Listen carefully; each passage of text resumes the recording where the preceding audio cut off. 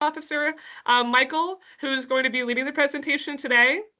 And Michael is going to go over some actionable tips for you and also just go over some key threats you need to be aware of. So, Michael, I'm handing it off to you. All right, thank you, Reese. And thank you all for joining us today. As you probably just were notified, we are recording the webinar, so if you'd like to get a copy of it, we'll be making that available afterwards. Couple of housekeeping items. There will be a Q&A open throughout the presentation. Probably won't get to the questions until the end of the presentation, but if there's something urgent, Reese will be watching that. This is an ongoing webinar series, so please stay in touch with our social media, LinkedIn, etc. You will see information about upcoming webinars. We'll also be doing a lunch and learn. So if you want to actually enjoy some lunch while learning stuff, you're welcome to. And if you do have any questions or want to book a consultation, we do offer free assessments to our potential clients and prospects. So you can just email us at sales@opfinity. To be less distracting, I am going to turn off my video while making this presentation, and then I will turn it back on when we get to questions. If you have any questions, again, feel free to use the Q&A feature. So, our journey through Oz, and obviously you never know what's behind the curtain. You don't know if it's a wizard. And in cybersecurity, you don't know what in fact is your threats that are coming at you. But what we're hoping to do this morning is provide you with some potential threats, but more importantly, provide you with some information about what you can do. We are focused on small to medium-sized businesses, so we'll be talking about that. I'm going to give a brief overview of cybersecurity. I'll run through that real quickly. I anticipate most people on the call are familiar with the various terminology that will be utilized. We'll talk about some of the threats and trends going on this year and over the last year. Talk about what is a cybersecurity plan and what you should do. And then more specifically, some of the specific things you can do as a small business and what you should be looking at. So, defining cyber risk, cybersecurity, cyber insurance.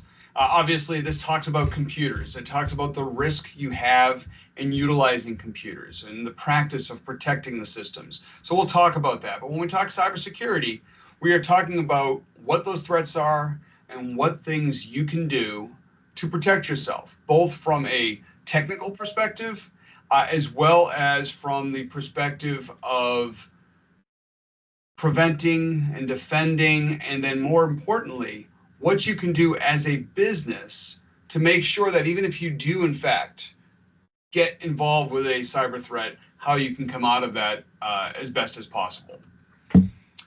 Talk a little bit about zero trust. We'll get to this a little bit more, but the basic concept is that in cybersecurity, nobody should be trusted with the keys of the kingdom.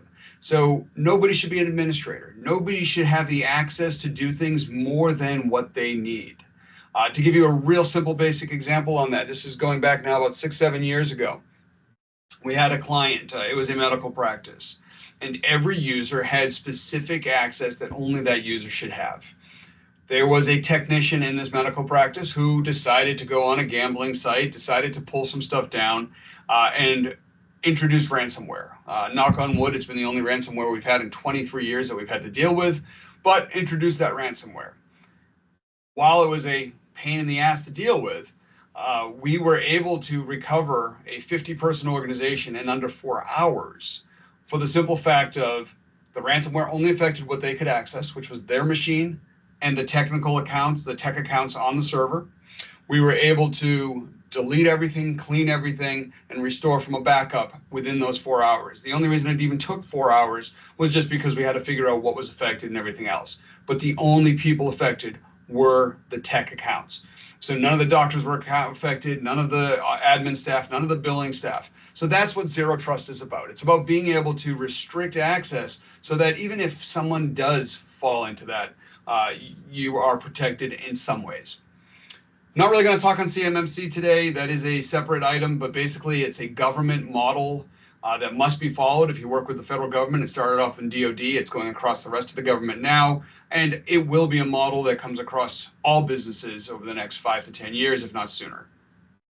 Not going to focus too much on HIPAA. We do a separate program on that, but HIPAA is a policy that requires the safeguarding of personal health information, covers healthcare providers and health plans. But as you do the things for HIPAA, as you do the things for CMMC, those are the things that you need to do as a small business. Obviously, there are less components that are threatened by that. An incident is basically any specific event that occurs. It doesn't necessarily mean that it is something that has gotten access to you, while a breach is in fact an incident that confirms disclosure. So you not only had the potential exposure, but something that actually someone got into your systems. So those are the things we'll talk about in the rest of today's presentation. And that presentation, speaking of which, we're going to talk a little bit about Cybersecurity 101, or as you'd find in Wicked Shiz University. We have no dance, but we'll do what we can to talk about or dance around some of these topics. All right, important data to keep in mind. This is some specific things that we have found in the latest reports that we read on an ongoing basis. But one, attacks involving the exploitation of vulnerabilities. That is basically saying that these attacks occurred because somebody didn't update their software. Somebody didn't secure their access. This is a human mistake. But all of that, when it comes down to it, is a 180% increase over the previous year, according to the Verizon breach report. So that means that if we can stop these human mistakes, we can lock down a lot of these things.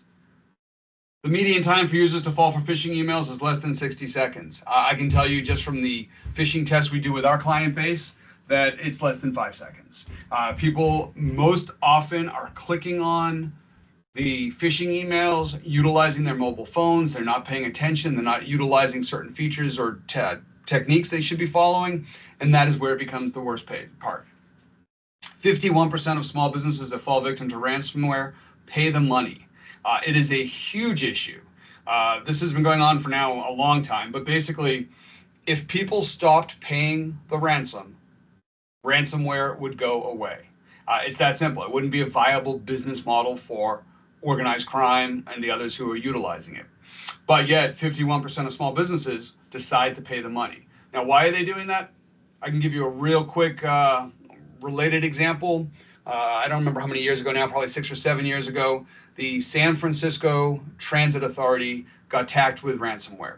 It took down all of their ticketing systems. So they chose not to pay. But the reason I'm using this as an example is that the Transit Authority spent 3 days down fixing their systems, restoring their systems, because that's how long it took to get it across the entire network. The ransom they were being asked to pay was around $1 million. They chose not to pay it. They chose to spend all the time and money doing that. However, since they couldn't issue tickets, they gave everybody free rides over those next 3 days. That cost them about $14 million. So they made a decision, and in my opinion, the right decision, not from a business perspective per se, but in the aspect of cybersecurity. But because of that, it cost them $13 million more than the ransom. So a small business might say, well, maybe we can recover, maybe we can't. And that bigger problem is most cannot. So they just pay the money. And if they're paying the money, well, ransomware providers are going to continue doing the business. And then finally, according to Astra data, 46% of all digital breaches target small businesses with 1,000 or fewer employees. And the reason is simple. Small businesses are not doing what they need to handle cybersecurity. Other things, I won't jump through all this, but I'll put it up on the screen here. But you can see here that many people are not doing things. The fact that only 20% of small businesses have implemented multi-factor authentication is a huge issue. That is probably the simplest thing to do. It costs no money. Well, at least as far as I'm concerned, I don't know of any providers that charge extra to use multi-factor. You can get the apps for free. There are multiple apps out there. But yet only 20% of small businesses are doing that. Why? Don't know. But again, something you should be doing if you are running this. However, all that being said, the biggest issue we have is phishing. And why is that an issue? Well, phishing is a massive attack on individual people. And what that does is people are clicking on things, and then the clicking is the easy part. You can train people not to click, but once they click, it's putting it on there. So what is phishing? I mean, the term obviously comes from when you cast a a hook and worm to catch a fish. Well, in here, people are casting emails to catch an unsuspecting person who's not paying attention to provide them information they need. So what ends up happening? Well, they get fake updates from an employer. Click here, and then you get there and you're like, oh, all right, this looks like my normal website. And then you fill out the information. And people actually do. They put in a username, they put in their password. Why? No idea. Again, a lot of that is training, and we'll talk about that. Charitable appeals. Well, you look at what was going on with the Ukraine, Hamas, Israel. People saying, oh, well, I definitely want to help out. And then they click on something and maybe they download ransomware. Maybe they fill out information. Social engineering. Biggest problem. I know a lot of people love to put where they went to school on their LinkedIn profile. Absolutely great. Makes perfect sense. However, you have now entered data. And if you put what year you went to, so let's say, for example, you graduated from a school in 1995. Well, great. Now, by putting that on your LinkedIn profile, you're guaranteed to get, and let's say you went to UVA, since we're here in Virginia, let's say you're going to guarantee to get a 30th reunion because you graduated there, and it's all information there. It becomes, well, you're like, well, of course it's my 30th reunion. I definitely want to do this. And you go and you log in, you provide information. All of this information is then utilized to social engineer away into your network, into your information, into your accounts. And so people do that. Recently, and this is an interesting one, but recently, threat actors are using voice phishing, which is known as vishing. I know, not original, but they're using vishing to get people to do that. So using artificial intelligence, they are literally pretending to be somebody you know, capturing their voice, and reusing artificial intelligence to make it think it's them. And they're literally sending out these messages saying, hey, it's so-and-so. Click on this link, check out this thing. And of course, you got it from somebody you know, or at least who you thought you knew. It sounded like the person, so you click on it. Now you've got ransomware. And it's a huge tool that's becoming more prevalent because artificial intelligence is allowing that. And we'll get to that a little bit later. I won't go into much. Here are some basic phishing examples. These examples here are just emails you get. Maybe it has an HTML file attached to it. Maybe it's open calendar. Facebook is a huge one because they make it look like you're actually going to the Facebook page. And so then you do it. Can you process this invoice? I mean, the amount of emails I tend to get from myself asking me to do something is really funny because obviously I don't know why you'd send it to me, but that is something that's going on. It's something to keep an eye on. Ransomware. If you're not familiar with ransomware, basically what ransomware does is it encrypts your data and then says to you, pay money to decrypt that data. And if you don't pay the money, then you can't get your data back because it's using an encryption key. The good and the bad. Most of the people providing ransomware attacks are utilizing old ransomware systems. The great news is that the FBI has an entire division on it. They've released ransomware keys for a lot of this, so there are ways around it. 2, ransomware can be stopped if you just do the proper backups. By having the proper backups, you can decrypt that data. Now, the problem with ransomware is that it's not what it used to be, which is what they would just encrypt the data. Now, they're stealing the data. So they're breaking in the given ransomware. The ransomwares that they're utilizing is uploading files. So now you have an issue of the data itself being stolen. There can be an issue with HIPAA compliance. I mean, that's a $10,000 fine for every single record you have. If you're dealing with 1,000 patients, you can do the math. It's all about getting information and putting it out there. This happened with Sony and putting out their new movies. So a lot of this is there. So if you work in an intellectual property heavy industry, lawyers, anything medical, anything where your data is important, it's no longer about being able to access the data. It's also about protecting yourself. So what can you do? Well, we'll talk about some of the basics, but if you have it encrypted, it can't be encrypted. So if you're storing data, it should always be stored. Encryption at rest, encryption at transit. And a lot of the software will do that, but it's something to keep in mind. I won't get into the whole government aspect of how cell phones and text messaging is now a problem because it can be stolen. But these are the things that's going on. And of course, ransomware, they're going to try to hit you in the supply chain because it then affects, if it affects you and you need to provide information to somebody else, you're more apt to pay that ransom. As an example, the mortgage industry. They may hit the settlement office. They may, so if you're in an industry like that, it's even more important to provide the protection that you need. These are just some things that have occurred in the last 6 months. So CodeFinger is a brand new one. We actually have a blog on our website about it. But this is no longer just attacking files on your own systems that you manage. It's attacking files in AWS. So if you're storing data in AWS and somebody gets your credentials, they are encrypting the data on the AWS system, and now you have absolutely no way to get to it. And there isn't it's a server-side thing, so it's not like you can just get a key for it that yet. They haven't found that out. But what can you have done? Typically, it's people who don't have two-factor authentication involved. Even if somebody steals your password, they can't get in if you have 2FA. So that's a big one. Change healthcare. It was a massive item that occurred about 6 months ago. Basically, Citrix is a remote software, and users utilized it to remote into their healthcare system. They did not have MFA enabled. And now, I forget the numbers, it's insane, but the amount of money that Change Healthcare has to now spend on the fines, on alerting everybody, on potential lawsuits that are definitely coming, is insane. Krispy Kreme, I think it was around Thanksgiving, I don't remember exactly, maybe it was in December, but their online ordering system was taken down through ransomware.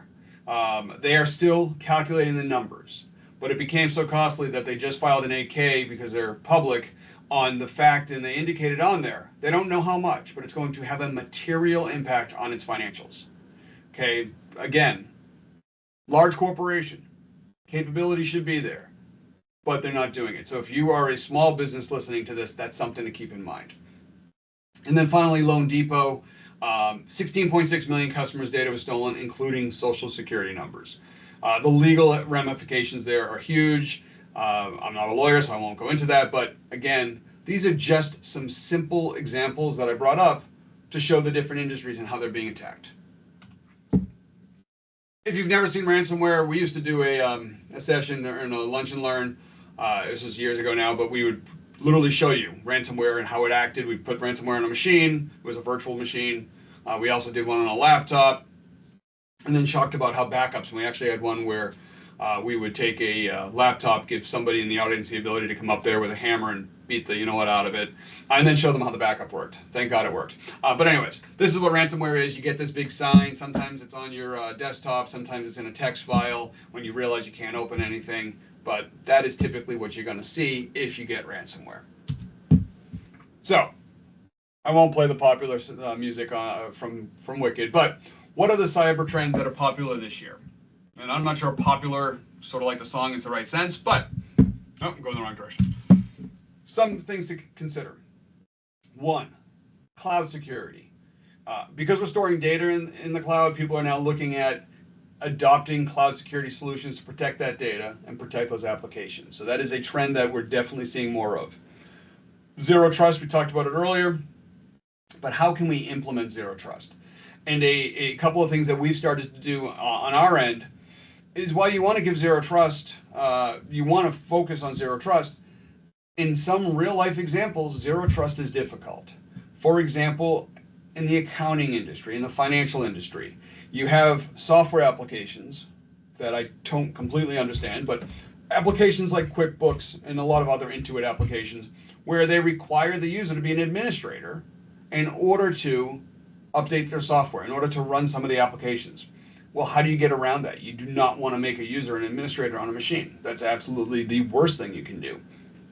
So we have implemented a couple of software applications that we now run where we can provide administrative access by the executable file. So we can, for example, make a user have admin capabilities on running QuickBooks without running anything else. So there are ways around it, so we don't have to give people that access. And then, of course, evolving cyber threats, we'll talk about a little bit more on the next screen. And that is the fact that the role of technology has been, the fact is we're advancing, and we're advancing so fast, but it's becoming both a threat and it's becoming a benefit. AI, for example, it's giving us threat detection and response capabilities. It allows us to be more proactive. It allows us to automate processes. But AI also allows the criminals to create fake videos, to create fake voices, to send out emails in a way that is based upon human habits so that you think, oh, this has got to be normal. I'm getting this information. So AI is going to have the biggest impact, both in a positive and a negative way, but it's going to make it more difficult for you as a user and for your employees as users to determine, is it real or is it fake? Blockchain. It's definitely something that's going to help, and blockchain's a whole separate presentation on its own, but basically the concept is a general ledger. It allows for authenticity and being able to track what's happening. So that is definitely going to be a trend worth watching as we do that. And then opportunities in cybersecurity. If anyone has, as I do, I have a kid going off to college next year. This is an important area. It's a place where it's a huge trend of the things that can and can't be done and where we need to really focus. And I won't even get into the whole aspect of DeepSeek, which just came out from China, and how that plays a role. Again, probably another webinar. So we talked a little bit about artificial intelligence, or as we call the wizard. I won't run into this, but as you can see here and on the screen, and I'm happy to send out some of these slides, there is a lot, and this is very technical, that AI will do for cybersecurity on a benefit side. There's a lot that AI will do on a negative side. And again, we're not going to focus on AI today, but that is something to do. And we do have a couple of AI presentations coming up that'll be focused more on AI in general and on PowerPoint, and so not on PowerPoint, on control, on Pilot. But just some information to keep in mind. So, what can the wizard do for you?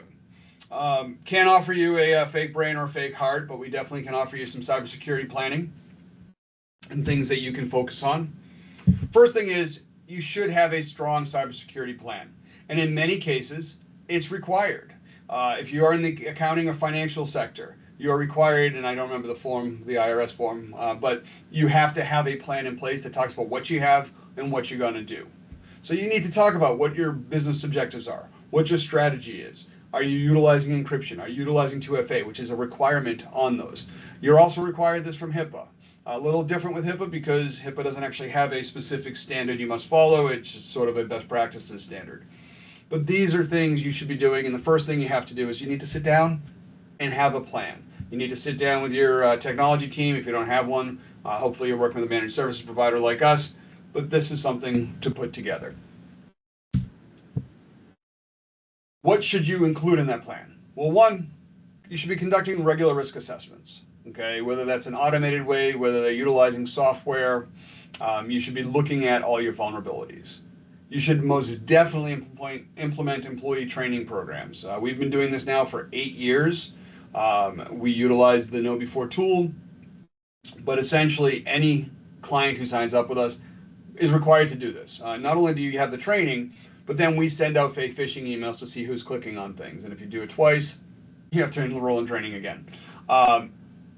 Multi-factor, I mentioned it at least 2 times already. It is something you should absolutely have implemented already in every system that you utilize. It's not difficult. It can be a pain, especially when you go into systems multiple times a day, but there are ways around that. You don't necessarily have to have it set up for all access. You could save it for 24 hours, 48 hours, a week. You could use it based on the device. There are so many ways to make it both user-friendly and secure, but something you should be doing. You want to invest in reliable cybersecurity tools and software. In the past, 15, 20 years ago, you needed antivirus software. It was great. It took care of what it was, found the viruses, stopped the viruses. Back then, I remember I used to give presentations where viruses were created. And I remember when it was like 5 times a day, a new virus would come out. And I was thinking, wow, this is insane. Well, now you get about 5,000 a day. And you have other issues. So now you need to really be utilizing XDR and EDR, which is I like to call it antivirus on steroids, but it's a monitoring piece.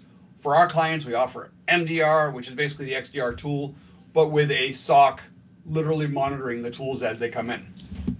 And then finally, you need to have a response plan. What are you going to do should you run into that issue?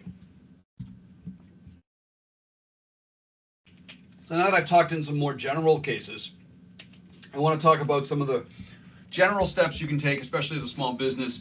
And these are actual specific items. So one, we talked about a plan about your strategy of cybersecurity. More importantly is your recovery and continuity plan, which is, okay, you have this plan to protect yourself. You got ransomware. How do you recover? You had a fire. How do you recover? You had a flood. How do you recover? In my years of doing this, I have seen all of those: ransomware, fire, and flood. And it's something that has to continuously update. In the past, it was, how do you handle the employees? Where do you put the employees? Well, luckily with today's technology, that is not as big of an issue. But now it's, okay, where do you store the data? How is it backed up? How soon can you get back up and running? With the proper systems, there's no reason why you couldn't be back up and running within a day. And obviously it depends. We have a client with 19 servers. God forbid they have a fire or a flood. It's going to take a little bit longer, but we have all of that backed up in the cloud. So we could, in fact, spin it all up in the cloud, but there's other pieces there. And the DRP is not just about the IT. You need to talk about people, the place, and the IT.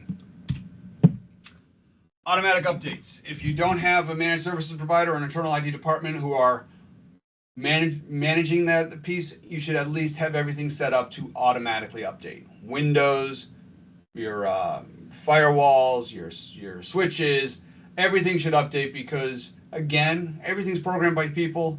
People make mistakes. We release firmware updates. It fixes that. So it should automatically be doing that on a basis or managed through a provider like us. You should be managing your systems, your configurations. You should be scanning your inventory for network devices. I want to say about 20 years ago, we had a brand new client who kept complaining about all this network problems. And essentially what ended up happening was a user didn't like the Wi-Fi signal he was getting, so he went out, bought a Wi-Fi access point, hid it behind the desk, plugged it into the network. And it took us a little while to find this. The tools were not where they are today. But these are things you need to be looking at because, again, it's just another way into your network, another way into your systems. Everything should be encrypted. There's no excuse for not encrypting. If you're a business and you're running Windows, Windows Professional includes BitLocker. Mac includes File Vault. Linux has many options as well. So, again, real simple, especially the mobile machines, but even your desktops. If you encrypt them, they can't be accessed unless somebody knows the passwords to Windows or Mac or the encryption key. I think I've beaten multi-factor to death on this call, so I'll jump through that one. You must assume insider threats exist. And insider threats are not necessarily Joe User who decides he wants to steal data.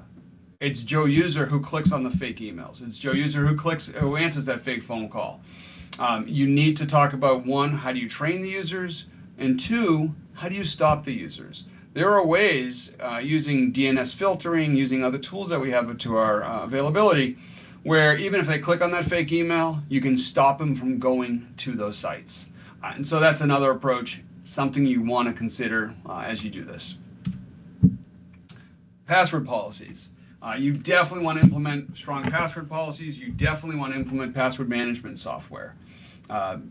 In reality, if people can just create one complex password to get into their password management software and utilize the software, make sure the software is encrypted. I'm not going to make recommendations on the call as to which password management software to make, but happy to talk to anybody about that.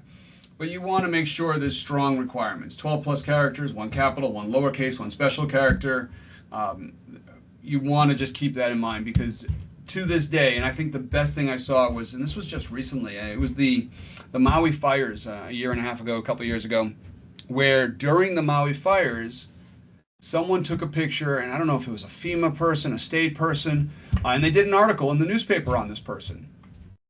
And in the picture of the person who was in charge of all this, in his office, in his cubicle, there was a picture of his computer monitor, and on the bottom of the computer monitor was a sticky note with his username and password. Now, I don't know what account it was. It was really a huge deal when it came out. But again, if you have strong password policies, you're using a password management software, there should never be any sticky notes.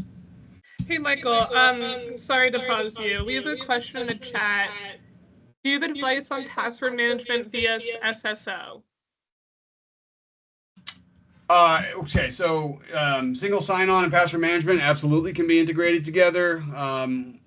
It's a little, the question is a little technical in nature, but I would utilize both. You can utilize a password manager and SSO.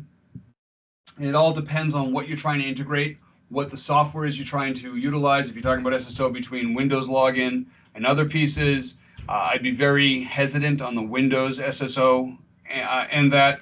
But in any case, you can utilize both, but you should definitely utilize a password manager in a general perspective, just because there are multiple accounts beyond those that you may integrate with SSO. But SSO is fine as long as you're using strong passwords for that as well. All right. Well, thank you, Reese. I will move through here. We talked a little bit a while ago about EDR, MDR, and XDR. Basically, they're just a lot of acronyms, but essentially they're all doing the same thing, which is they are now detecting and responding to issues, as opposed to a virus, which was, oh, okay, it's in our definition of what a virus is, we're now going to handle it. This is now looking at heuristics. It's looking at things that are going on in the rest of the internet through the cloud. It's threat hunting. It's actually looking for things that could be doing things differently. Now, I will put out there is some negative aspect to that as well, which is when you implement some of these things, these tools can stop legitimate processes from running as well. And we had a client where they ran this process that nobody seemed to know anything about, but the process moved files in a really weird way. It was a cloud software that it used one machine on the network to upload the files for the cloud software. It's in a medical industry. And the XDR, EDR, MDR software basically thought that there was something weird about that, which I agree. I wouldn't have thought the cloud software would have done that.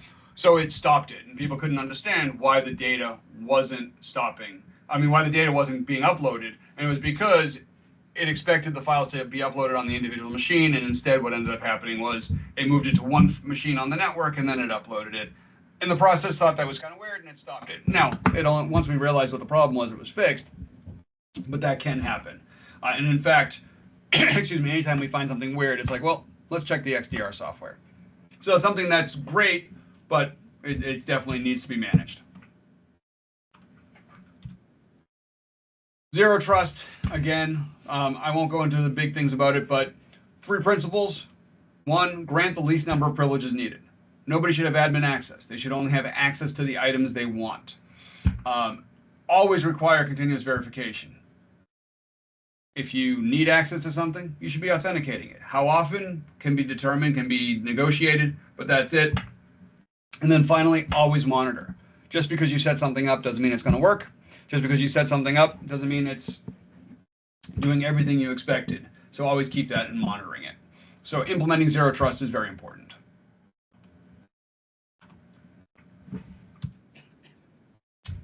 Consider cyber insurance. There's some good and the bad about cyber insurance, but if you find a massive issue, you can find, especially when it comes to anything that requires compliance, PCI, HIPAA, CMMC, etc., you need to realize that it can get extremely costly. That being said, the insurance industry is well known in all industries, not just in cyber, of finding ways to not have to pay something. So you're going to have to, one, fill out a cyber policy audit. I can honestly tell you it's crazy. 2 years ago, we had one-page audits. I just received one from a client asking us to review it with them. It's 13 pages. It's literally requiring everything. So the latest items that I've seen, email security, XDR, EDR, MDR, antivirus software, and 2FA are required. If you don't have those, they won't even consider a policy. What should your policy include? Coverage for data breaches, cyber attacks, terror attacks. It's up to you whether or not you want to have it include money to pay a ransom. Again, I'm going to say it right off the bat. Anybody who pays a ransom is only making it worse for us down the road. So something to keep in mind there. And then the one slide I'll talk about, what do we do? I think it's pretty obvious. We work in cybersecurity, but we've been around 23 years. What we do is we try to provide our clients with everything they need to be protected and be supported. So 24/7 monitoring, 24/7 support. We have a help desk that's available 24 hours a day. Phishing and spam filtering software. So we're going to make sure that anything that's coming in, we're going to try to protect. Now, nothing's perfect. Some get through. Next generation antivirus and heuristic software, the XDR I was just talking about. Security awareness training. Password management. We provide all of our clients password management software to use. The XDR, in addition to the next generation antivirus, in most cases, we're now seeing that, and especially in our case, the NGAV and the XDR are all integrated into one product, but they don't have to be. We do have a couple clients who brought their own, and we utilize that. Remote access, 24/7 help desk support.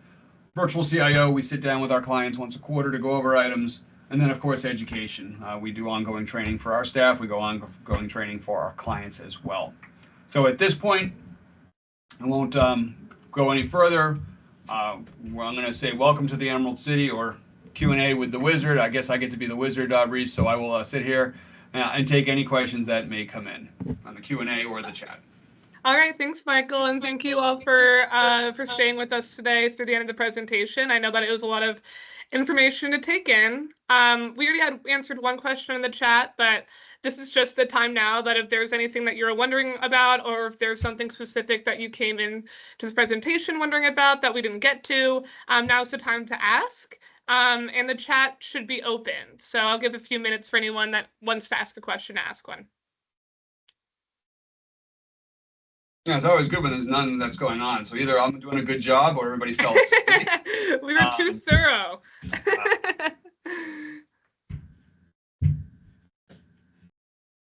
I'll ask one, Michael. What would you say, just because I'm on the marketing side of things here, so I don't really see in the quarterlies what we talked with our clients, what would you say is the most common type of phishing email that you see people click?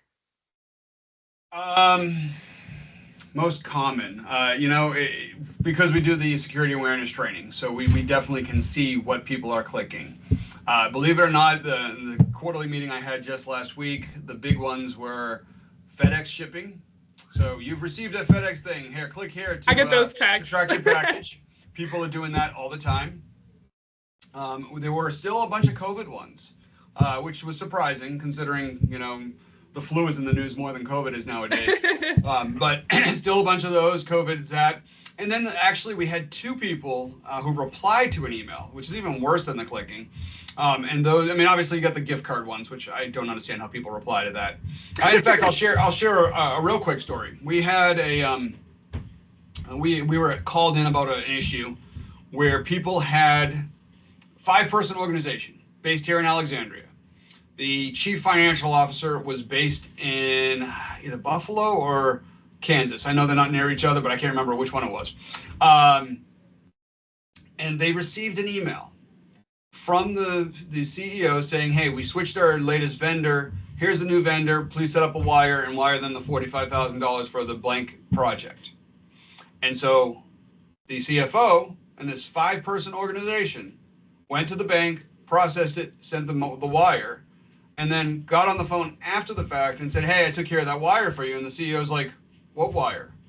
Oh, no. So they called us because they wanted to know how the CEO's email. And we looked at the email, and the email was actually from, and I won't use the person's name for obvious reasons, but let's say it was Joe Smith. Somebody had created an account, jsmith1234@gmail.com, and it didn't even have that. They just used the same name, sent it to the person, which was all available on their website, and the person processed it without even thinking. I don't know what happened on the bank side. I'm pretty sure they didn't get the money back, but 5-person organization just sent $45,000. Oh no. So that's brutal. Those are the types of emails. They tend to be more targeted nowadays, where people are literally sending messages about that. And so that's where that is.